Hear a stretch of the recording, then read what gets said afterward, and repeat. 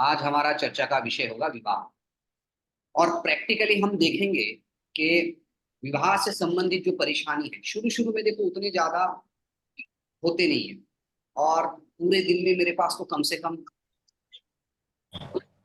30-40 calls आ जाते हैं जहाँ पे मैं काम करता हूँ वहां से। तो 90% कॉल्स जो होते हैं ना, कोई शादी के 6 महीने बाद, कोई शादी के 1 साल बाद, कोई शादी के 2 साल बाद, और इतने घनघोर परेशानी होते हैं कि माता पिता तक परेशान हो जाते हैं कि भाई करे तो क्या करे, अब ये शादी टिकाए कि डिवोर्स ले ले, इस प्रकार के हालत हो जाते।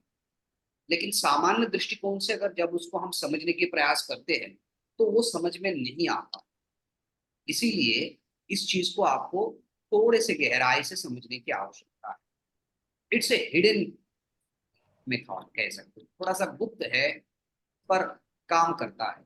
और आज हम प्रैक्टिकली इस चीज को देखने की प्रयास जो है वो करेंगे कि कैसे विशेषकर विवाह के उपरांत जो है ना, वो स्थिति बहुत खराब हो जाए, बहुत खराब हो जाए। कोई परेशानी नहीं, कोई दिक्कत नहीं, चाहे वो लव मैरिज हो, चाहे वो सामाजिक विवाह हो, स्विच था स्विच। मैरिज हो, हर चीज में वो परेशानी दिखाई पड़े। देखने का तरीका क्या है वो आप बिल्कुल एक बार पुनः मैं बताता हूँ, उसके बाद कुछ प्रैक्टिकल्स लेंगे क्योंकि इस समय में हमारा बहुत ज्यादा ध्यान जो है वो प्रैक्टिकल चीजों पे जाएगा। उसके बाद मैं एक चार्ट दूंगा आपको, उस चार्ट के जरिए कैसे देखा जाता है उस चीज पर हम बात करें। तो महिलाओं के लिए देखो, 2-3 चीजें, एक तो होता है प्रेम संबंध का सुख, प्रेम संबंध का सुख। दूसरा होता है विवाह के सुख। यहाँ हम विवाह के सुख के विषय में बात करते हैं। सो विवाह के सुख के लिए किसी पुरुष के लिए स्त्री का होना आवश्यक है और किसी स्त्री के लिए पुरुष का होना आवश्यक है। अब ऐसे स्थिति में मार्स, मंगल जो है वो किसी स्त्री के लिए हो जाता है आपका हस्बैंड यानी कि पति, करेक्ट। और शुक्र ग्रह जैसे हम सब जानते हैं वो हो जाता है पत्नी। यहां हम पति और पत्नी के साथ लंबे समय की सुख की बात करते हैं, विवाह की सुख की बात करते हैं, प्रेम संबंध के सुख के विषय में बात कभी नहीं करते। तो जब भी कोई भी कुंडली हमारे पास आए तो उसमें हमें जिस चीज को देखना है वो है हमारा शुक्र और मंगल की स्थिति। किसी भी कुंडली, अगर स्त्री की कुंडली है तो मंगल, अगर पुरुष की कुंडली है तो हम शुक्र को देखें। प्रिंसिपल पहले भी मैं कई दफा बता चुका हूं, एक बार दोबारा बता रहा हूं, ठीक है। पति या पत्नी कारक ग्रह से लिख लीजिए एकदम, पति अथवा पत्नी कारक ग्रह से सेवेंथ लॉर्ड, ये हमें इंपॉर्टेंट चीज देखना है। पति या पत्नी कारक ग्रह से सेवेंथ लॉर्ड का क्या मतलब हो जाता है, अर्थात पुरुषों के लिए वीनस और फीमेल के लिए मार्स।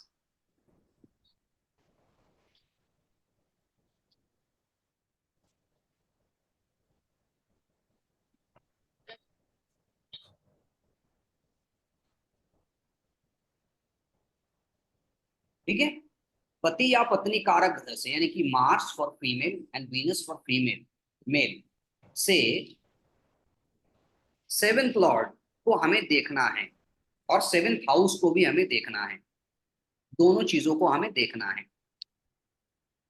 इनके साथ यदि 6, 8, 12 का रिलेशन हो अथवा सेवेंथ लॉर्ड यदि नीच का हो अथवा सेवेंथ लॉर्ड यदि राहु या केतु के साथ चला जाए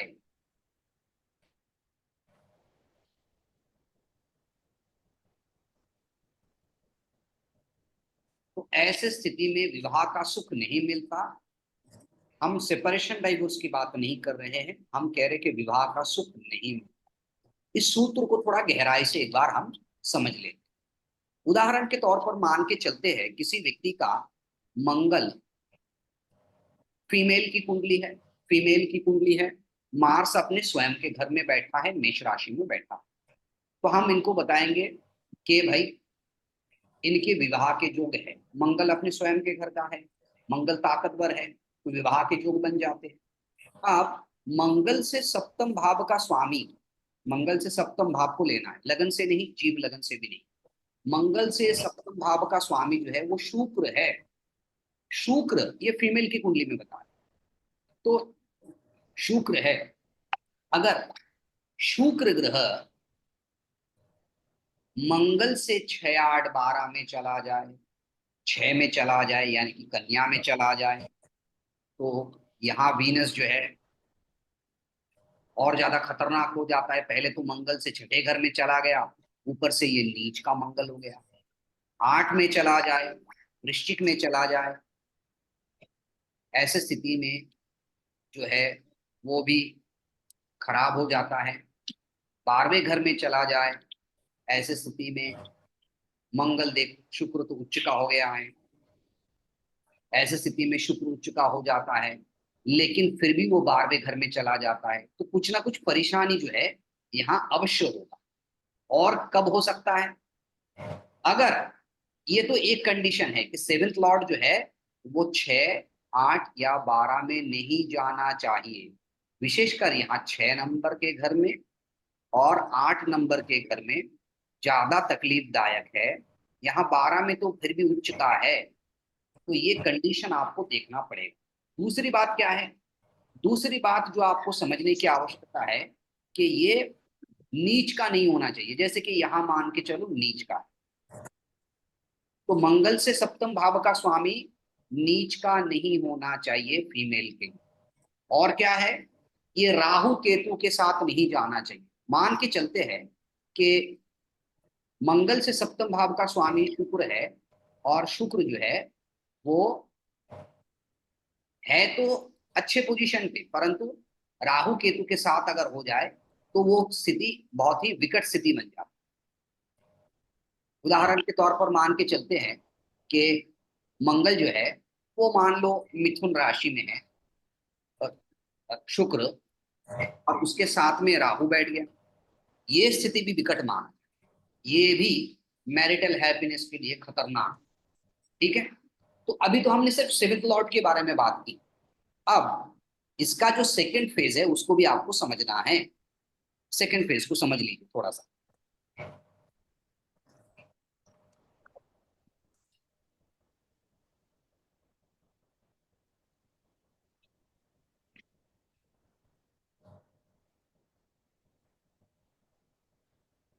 अब देखिए मंगल से, मान लीजिए जो सप्तम भाव है, मंगल से जो सप्तम भाव है, मान के चलते हैं ये जो तुला राशि है,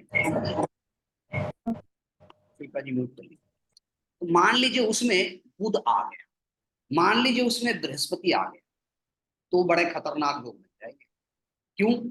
क्योंकि ये जो 7वां घर है मंगल से, वहां यदि मंगल से ही 6 या 12 या अष्टम भाव का स्वामी आ जाए, अष्टम का स्वामी तो नहीं आ सकता क्योंकि वो स्वयं मंगल है, मान लीजिए यहाँ मरकरी बैठ जाता है, अब तब भी दाम्पत्य जीवन को खराब करेगा। अब ऐसा हम क्यों कह रहे हैं? इसलिए कह रहे हैं कि मंगल से सप्तम भाव में छठे घर का स्वामी आ गया, तीसरे घर और छठे घर का स्वामी जो है वो बुध वो आ गया, या फिर मान के चलते हैं कि मंगल से छठे घर में सप्तम भाव में मंगल से जुपिटर आ गया, बृहस्पति आ गया, तो भी दाम्पत्य जीवन में परेशानी हो सकता है। ऐसा मैं क्यों कह रहा हूं? इसलिए क्योंकि ये बृहस्पति जो है वो 9th का स्वामी तो है ही, परंतु साथ ही साथ 12वें घर का भी स्वामी। तो दो तरफा चीजों को देखना, मंगल से 7th हाउस को देखना है और 7th लॉर्ड को देखना, इन दोनों चीजों को ही आपको देखना है, तभी आप एक सही निष्कर्ष पर पहुंचने में समर्थ होंगे। अब मैं एक आध कुंडली आपको लेना चाहूंगा और उसमें दिखाना चाहूंगा कि ये कैसे काम करता है। ठीक है, बड़े ध्यान से इस चीज को देखने की और समझने की प्रयास करिए। ये मेरे पास एक कुंडली है, ठीक है, इस कुंडली को ध्यान से देखिए, इस कुंडली को बड़े गहराई से देखिए। ये मैं नॉर्थ इंडियन स्टाइल में आपको कन्वर्ट कर देता हूँ। देखिए, ये मंगल जो है,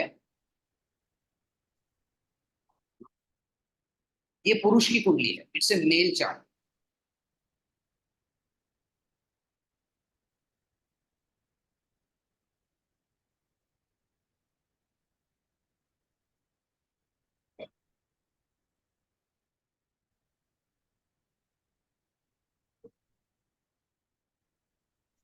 ये पुरुष की कुंडली है। और यहाँ देखिए, बृहस्पति, सूर्य, शनि, शुक्र सब तुला राशि में बैठे हुए हैं। कितना सुंदर है। लगन से सप्तम भाव का स्वामी उच्च का होकर बैठा हुआ है। कितना सुंदर कुंडली है, इतनी सुंदर कुंडली कोई भी देखेगा और बताएगा कि देखो, लगन से सप्तम भाव का स्वामी बुध दसम भाव में उच्च का होकर बैठा हुआ है। शानदार कुंडली है, दाम्पत्य सुख है, विवाहित सुख है, सब कुछ है। लेकिन जैसे ही हम इस कुंडली को यहां से देखते हैं, अर्थात शुक्र को लग्न मान के देखते हैं,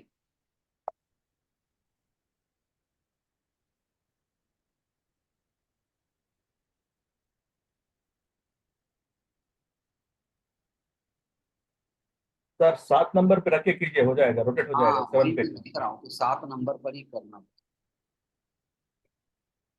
7 नंबर पर ही। पहले तो हो जाता था, ये नहीं आता। कोई बात नहीं। सर ऐसे ही कर लेंगे। हाँ कोई बात नहीं, ठीक है। तो देखो, शुक्र से सप्तम भाव का स्वामी कौन है, गिनो। जहां सब शुक्र बैठा है मंगल। तुला राशि में, वहां से देखो सप्तम भाव का स्वामी मंगल हो जाता है। और मंगल केतु के केतु के साथ। साथ बैठा हुआ। तो पिछले 3-4 वर्षों से, पहले तो इनकी पत्नी जो है घर छोड़ के चली गई। ठीक है, एक ही शहर में रहते हैं, मुंबई में। रहने के बाद 2-3 साल आऊंगा आऊंगा, आज आता हूँ कल आता हूँ, एक आध बार आए, एक आध दिन ठहरे, फिर चले गए। उसके कुछ दिन बाद जो है, पत्नी ने सेपरेशन का केस डाल दिया। अभी 3-4 साल से वही केस चल रहा है। ठीक है, तो ये इनकी कुंडली है।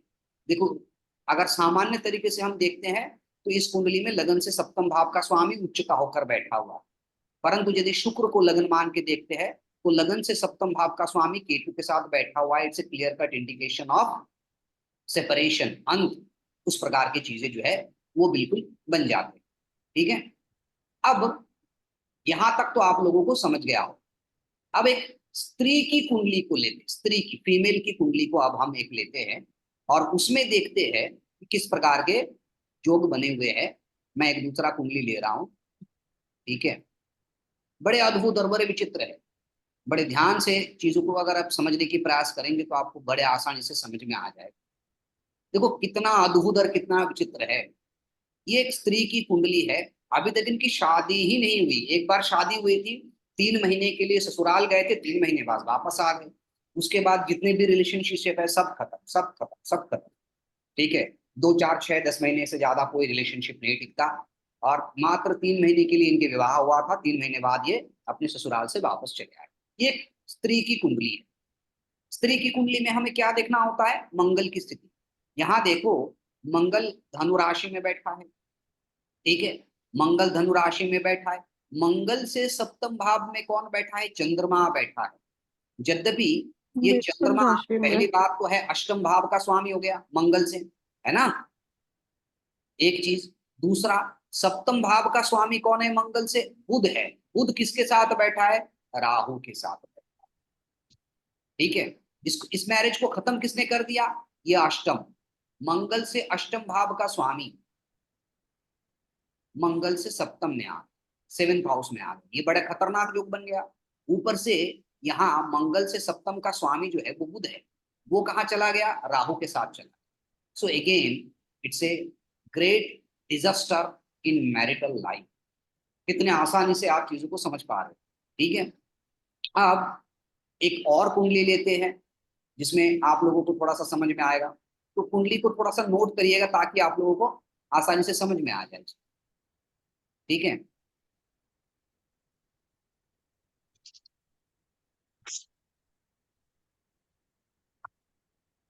सर किसी सेलिब्रिटी का ले लीजिए जिसका डिवोर्स हुआ। किसी का भी ले लीजिए, आपके नजर में कोई भी कुंडली है, करिश्मा आप करिश्मा आपकी नजर करिश्मा में, कपूर का ले लीजिए। हाँ, आपके नजर करिश्मा में कपूर। कोई भी हो तो ले लीजिए आप, उसमें आपको बड़े आसानी से पता चल जाएगा। मैं एक और कुंडली आपको दिखाता हूँ, बड़े ही अद्भुत और विचित्र कुंडली है। ये कुंडली देखिए एक बार, ठीक है, ये भी हमारे स्टूडेंट रह चुके हैं। तो इस कुंडली को देखिए, ये अपने करियर में सफल है, ठीक है, सेपरेशन नहीं हुआ, डाइवोर्स नहीं हुआ, इनका 9-10 साल का बेटा है, और पिछले 2019 या 20 के आसपास से 4-5 साल हो गए अपने पति को छोड़ के मायके में रह रही है। सेपरेशन डाइवोर्स का केस चल रहा है, कभी पति से बात हो जाता है, कभी नहीं होता है, ना तो सेपरेशन हो रहा है ना ही रियूनियन हो रहा है। बड़ा अद्भुत और विचित्र संकट है। ये एक स्त्री की कुंडली है। देखो मंगल को देखो, मंगल जो है वो देखो उच्च का होकर बैठा हुआ है मकर राशि में। मंगल से सप्तम भाव का स्वामी कौन है? अगेन चंद्रमा। और चंद्रमा किसके राहु साथ है? आ गया। देखो राहु के साथ, है ना। तो इस प्रकार से अगर आपके कोई भी कुंडली को देख के आपको बड़े आसानी से ये पता चल जाएगा कि आप जो है मैरिटल लाइफ में हैप्पी होंगे कि नहीं होंगे। ये चीजें जो है बड़े आसानी से किसी भी कुंडली में हमको देख के पता चल जाता है। सामान्य दृष्टि से उस चीज को पता नहीं चलेगा, लेकिन इस प्रकार से अगर आप देखेंगे तो वो पता चलेगा ही चलेगा।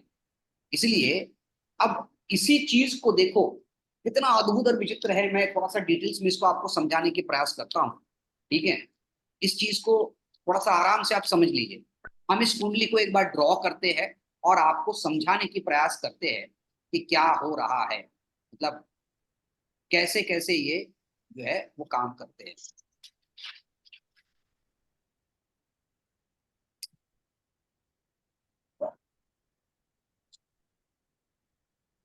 अभी हम एक कुंडली ड्रॉ कर रहे हैं, उस पर आप देख लीजिए। सर इसका भी निकल गया, इसमें भी शो हो रहा है। नहीं नहीं नहीं नहीं, मैं ड्रॉ कर ये रहा देखो हूँ एक कुंडली को समझने की प्रयास करिए ना, किसी भी कुंडली को समझने की प्रयास करिए। मैं कह रहा हूँ थोड़ा गहराई में प्रवेश कर रहे हैं। देखिए हर चीज के पीछे कारण होता है, हमें उस कारण तक पहुंचना होता है, उस कारण को पहुंचने की हम प्रयास करेंगे। सिंह लगन की कुंडली, लगन में केतु, उसके बाद कन्या में कोई ग्रह शायद नहीं, तुला में भी कोई नहीं, वृश्चिक में पता नहीं, धनु में है शनि, मकर में है आपका मार्स, ना, मकर राशि में मंगल है, कुंभ में है चंद्रमा एंड राहु, मीन में है मरकरी, मेष में है जुपिटर एंड सन,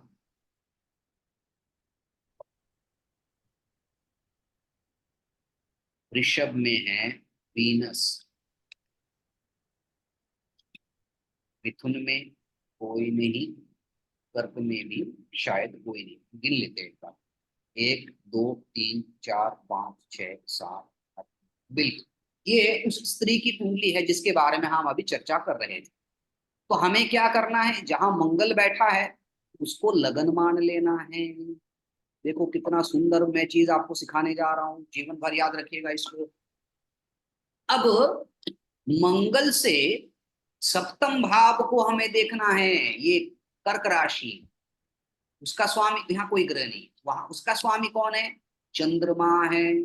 चंद्रमा किसके साथ है? राहु के साथ है। तो ये वाला जो है मैरिज को कर दिया खराब। लेकिन अगर मैं आपसे पूछूं कि इस मैरिज के खराब होने की वजह क्या, what is the reason of marital disturbance in this chart? शक।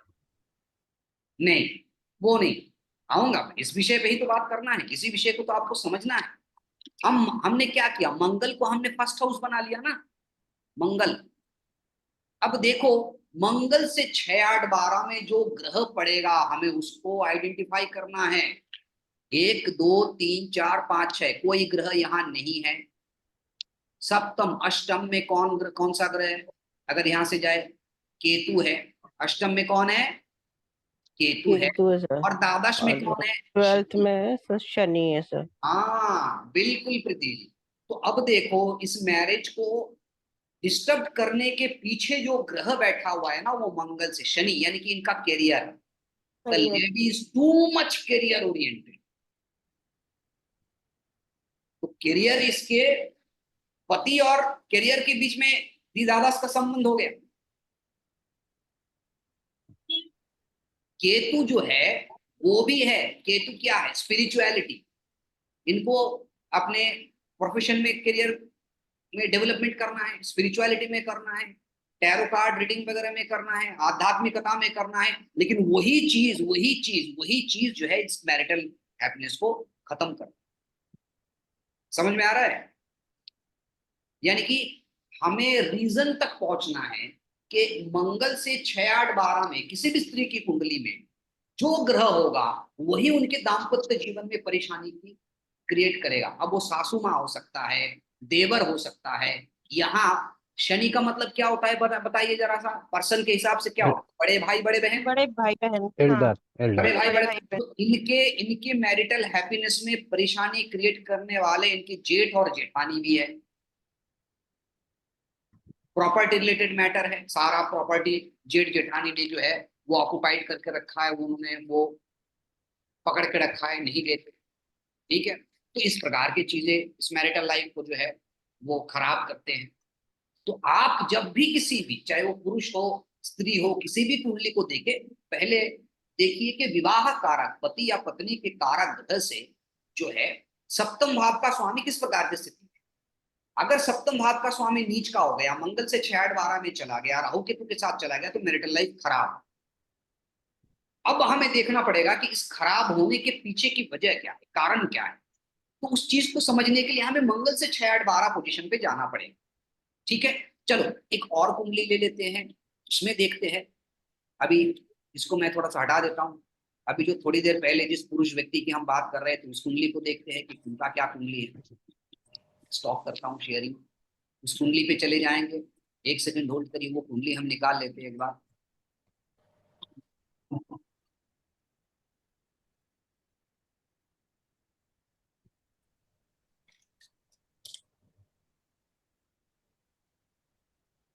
बिल्कुल। कुंडली को मैं एक बार छोटा सा नोट कर लेता हूँ ताकि मैं उसको लिख पाऊँ। सारे कुंडली को याद नहीं होते ना।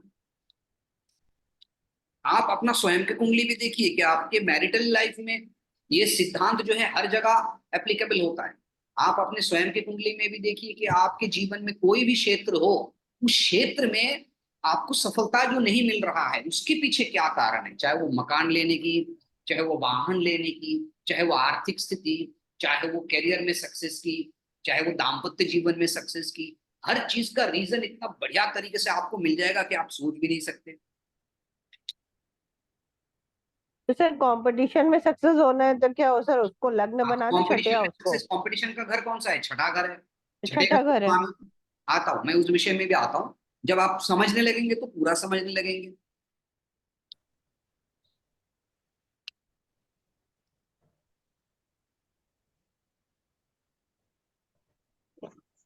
एक, दो, तीन, चार, छह, सात, सो। चलिए अब हम एक और उसी कुंडली, जो जिस पुरुष की कुंडली के विषय में हम चर्चा कर रहे थे, उस कुंडली को ले लेते हैं। उनके कुंडली में शुक्र जो है वो तुला राशि में बैठा है। शुक्र बैठा है तुला राशि में। 7 नंबर में कौन कौन बैठा है? वहां बैठा है आपका सन, सूर्य बैठा है। वहां बैठा है आपका जुपिटर बैठा है। वहां बैठा है कौन? आपका सैटर्न बैठा है। वहां कौन बैठा है? वीनस बैठा है। कितनी सुंदर कुंडली है। शनि उच्च का, शुक्र अपने स्वयं के घर का, बृहस्पति और सूर्य दोनों साथ में। ठीक है। कन्या राशि में 6 नंबर में इनका बैठा है उच्च का मरकरी। ठीक है। मरकरी उच्च का होकर बैठा हुआ है।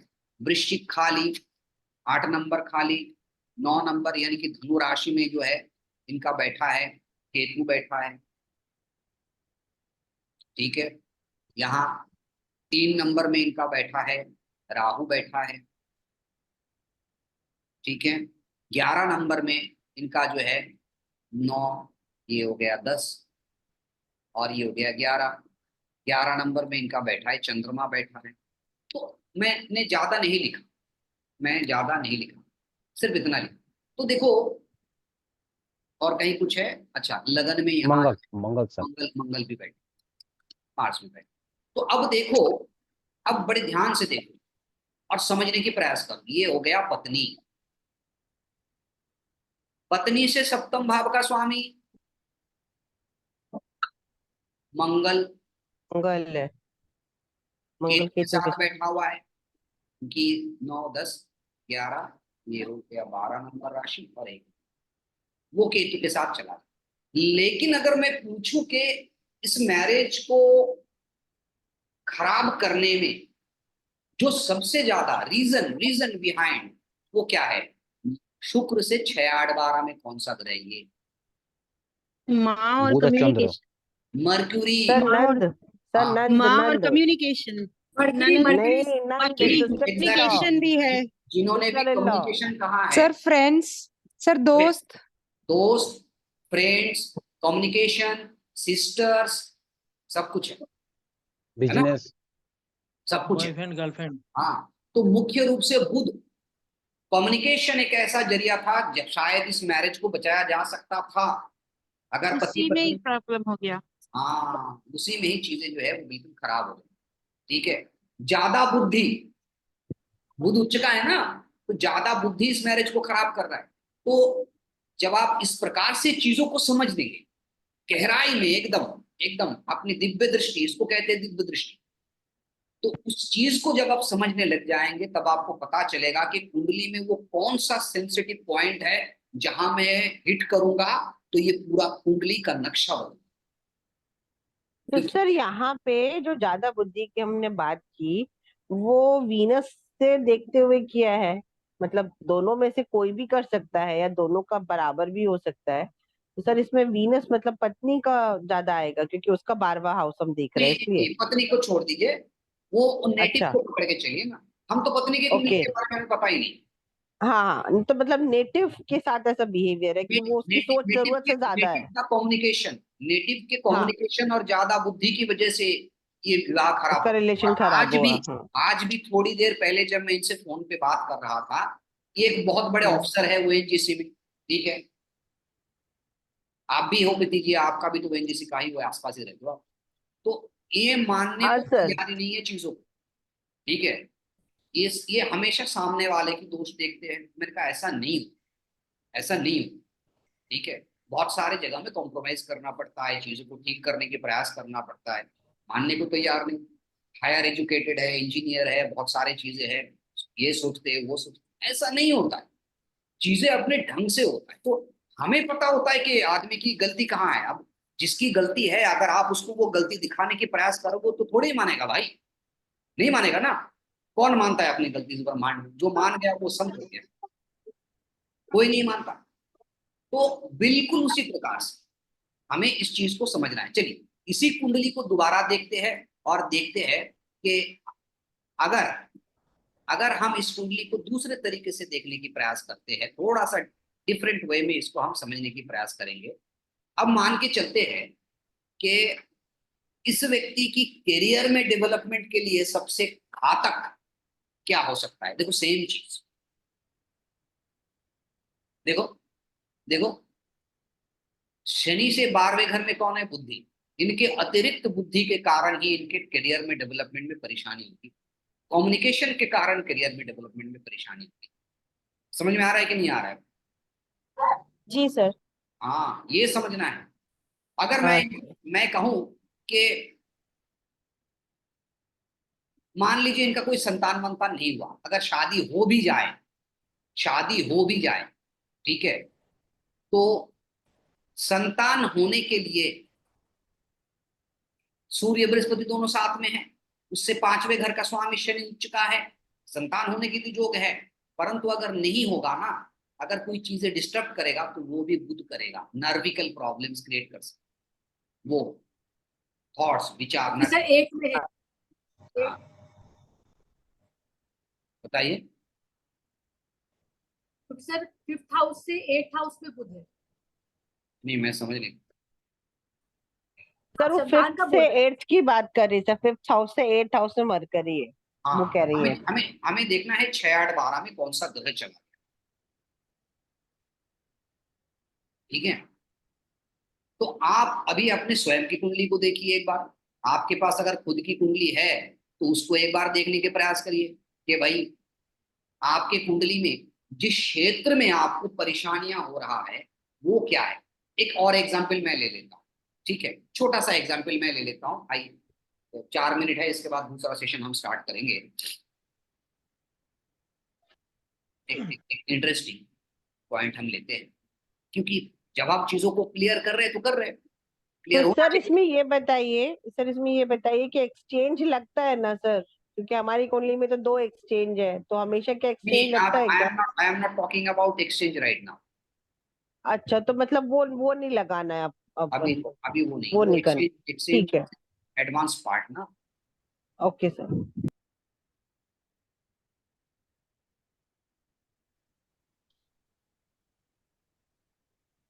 अभी देखिए, आपके पास हजारों जो ऑनलाइन पोर्टल से जुड़े हुए हैं, उनके पास हजारों कॉल्स आएंगे, हजारों, कि मेरा ब्रेकअप हो गया, मेरे बॉयफ्रेंड ने, गर्लफ्रेंड ने मेरे को ब्लॉक करके रखा है, कब तक खोलेंगे, ये डिस्टरबेंस आ रहा है, वो डिस्टरबेंस आ रहा है, कान पक जाता है सुनते सुनते, ठीक है। उसके लिए क्या करना पड़ेगा?